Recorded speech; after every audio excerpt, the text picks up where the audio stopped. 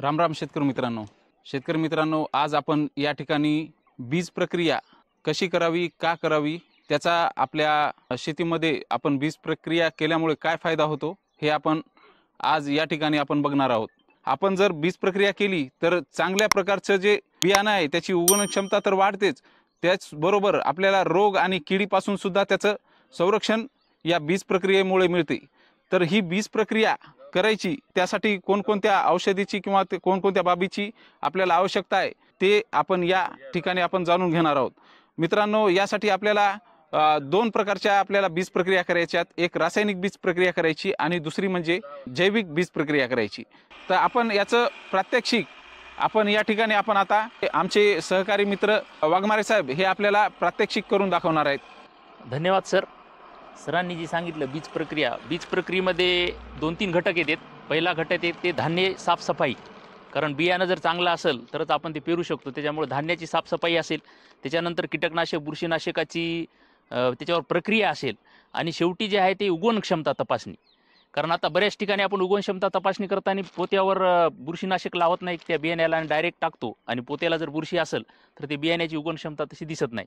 तर ह्या तिन्ही प्रक्रिया करण्याचा उद्देश एकच आहे की या प्रक्रिया केल्यामुळं पहिलं जे तुमचं काम होते तर त्या बियाण्याचं रोग आणि किडीपासून संरक्षण होते, आणि एकदा रोग आणि किडीपासून संरक्षण झाल्यानंतर ते बियाणं जे तजेलदार रोप आहे तर याची शेतातील संख्या म्हणजे मेंटेन राहते, आणि त्याच्यामुळे काय होते की तुमचा पर्यायाने उत्पादन वाढीसाठी त्याची मदत होते। आता ही बीज प्रक्रिया करताना आपण बरेच बघतो की आपली घाई गडबड होते, किंवा आपण वेळेवरच पाऊस पडलेला असतो, बैलाची आता कमतरता आहे, ट्रॅक्टरची घाई असते, आणि आपल्याला त्या वेळेतच तिथं ते पोहोचावं लागते बियाणं।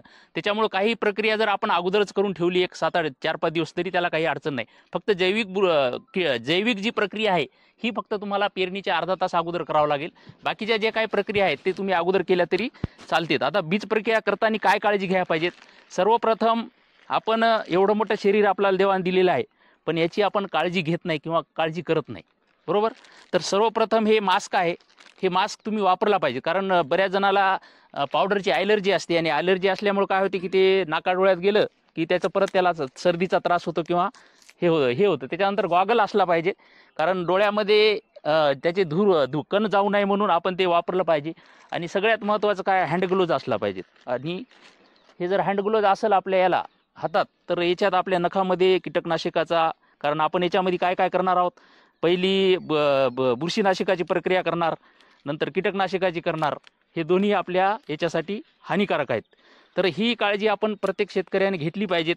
जशी या बीज प्रक्रियेसाठी काळजी घेतात तशीच फवारणीसाठी सुद्धा घ्यावी, आणि जे काही आपल्या याच्यावर आहेत शरीरावर याचे वाईट परिणाम होणार नाहीत, कारण शेवटी हे कीटकनाशक आहेत। तर हे हँडग्लोव्ज आपण घालायचेत, आणि हँडग्लोव्ज घातल्यानंतर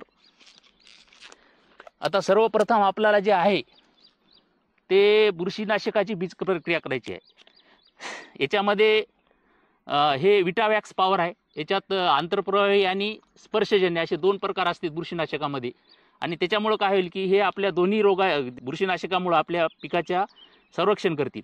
आता हे करताना एक साधारणतः 30 किलो बियाण्यासाठी एक अर्धा लिटरच्या जवळपास पाणी घ्यायचं, आणि त्याच्यामध्ये हे पावडर टाकायचं, आणि हे पावडर टाकल्यानंतर त्या बियाण्याला असं हे बियाणं पूर्ण हे करून त्या बियाण्यावर हे टाकायचं आहे। आणि याची काळजी एकच घ्यायची की याला चोळायचं नाही, कारण हे सोयाबीनचं बियाणं एवढं नाजूक असते, याला जर आपण चोळलं तर याची टपरं जातील। हे पूर्ण पावडर टाकल्यानंतर हे केल्यानंतर पूर्ण आपण त्याला हे जे बियाणं आहे त्याला असं या पद्धतीनं हे करायचं, म्हणजे काय होईल की सर्व श्याम लागल्या जाईल, आणि बियाण्याचं टर्पलसुद्धा नाजूक असल्यामुळं ते जाणार नाही। आणि हे पूर्ण वाळून घ्यायचं। वाळून घेतल्यानंतर परत आपण याच्यावर 1-1.5-2 तासानंतर हे कीटकनाशक आहे थायमॅक्झॉन, याच्यामुळं काय होते की पिकावर येणारे जे आपण येलोइन मोजॅक वगैरे रोग पाहतो तर रस शोषणाऱ्या किडीचा प्रादुर्भाव होणार नाही आणि निरोगी राहील। तर याची सुद्धा प्रमाण आहे 100 ml 10 किलो बियाण्यासाठी। तर हे आपण जर वापरलं तर त्याच्यामुळं येणारे हे रस शोषणाऱ्या किडीपासून आपल्या पिकाचं संरक्षण होईल। त्याच्यानंतर आपण जेव्हा शेवटी द्रवरूप जैविक संघ याच्यामध्ये NPK आणि म्हणजे नत्र, स्फुरद, पालाश या तिन्ही जीवाणूचं एक संघ मार्केटमध्ये उपलब्ध आहे, ते वेगवेगळ्या कंपनीचे आहेत। तर आपण जर हे वापरलं तर आपल्या शेतामधील 25% खताची बचत आपली या NPKच्या माध्यमातून होईल आणि त्याच्यामुळं आपल्या पिकाची जोमदार वाढ होईल आणि पीक चांगल्या प्रकारे येईल आणि उत्पादनातसुद्धा वाढ होईल. जसं आपण लहान असताना आपल्याला पोलिओचे डोस दिले जातात, त्याच्यानंतर देवी रोगाचे डोस दिले जातात, आता कॅन्सरच्या सुद्धा मुलीसाठी लस आल्यात, तसं हे बियाण्याचं आपलं लसीकरण आहे. जोपर्यंत आपण बियाणे निरोगी शेतामध्ये पेरणार नाही तोपर्यंत आपल्या उत्पादनामध्ये वाढ होणार नाही, झाडाची संख्या मेंटेन होणार नाही आणि रोप जर चांगला असेल तर येणारं उत्पादनसुद्धा चांगलं राहील. तर या माध्यमातून मी एवढंच आपल्याला विनंती करतो की आपण बीज प्रक्रिया करूनच पिकाची मग तुमचं हळदीचं पीक असेल, त्याच्यानंतर सोयाबीन असेल, मूग उडीद असेल, तुमचं कापूस असेल, सगळ्या पिकावर बीज प्रक्रिया करूनच आपण त्याची पेरणी करावी.